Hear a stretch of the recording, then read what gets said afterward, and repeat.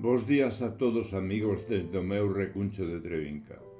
Hoxe, a quenda diste espazo matinal correspóndelle a quen acompáñame sen separarse de min ningún segundo, mesmo dentro do ventre da miña nai, antes de nacer.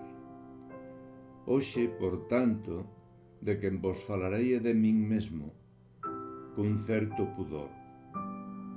Direivos que son un simple aprendiz de todo e mestre de nada, pero si son un inquedo e atrevido que me lanzo sen medo ao ridículo para expresar o que sinto, tanto por medio da palabra como cos meus pinceis.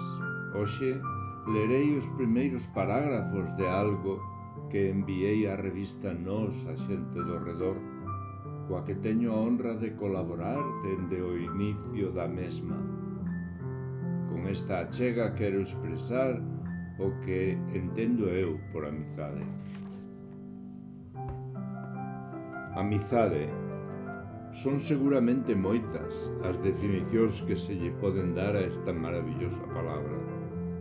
Todas estarán ligadas ao tipo de vida que cada un de nós teñamos e directamente relacionadas co rol que representamos en cada momento. Existe unha amizade básica que non sempre aparece, pero que cando o fai é quizáis a máis gratificante e entrañable. É esa que establece cos teus proxenitores sin propoñercho apenas naces. E na maioría dos casos a amizade máis sincera, máis pura e máis sentida, pois neses casos en que se dá hai detrás un verdadeiro amor.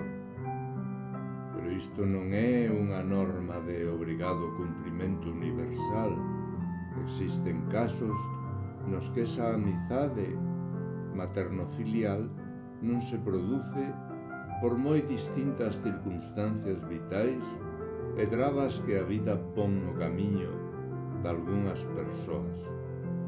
Non todos nacemos coa capacidade de amar.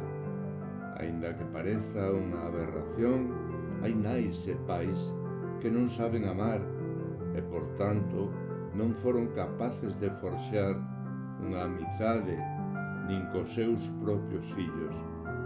Iso impídelles esa felicidade que se produce cando amas.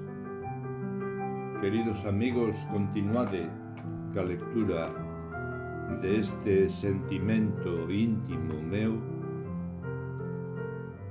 e ca nosa revista nas vosas mans.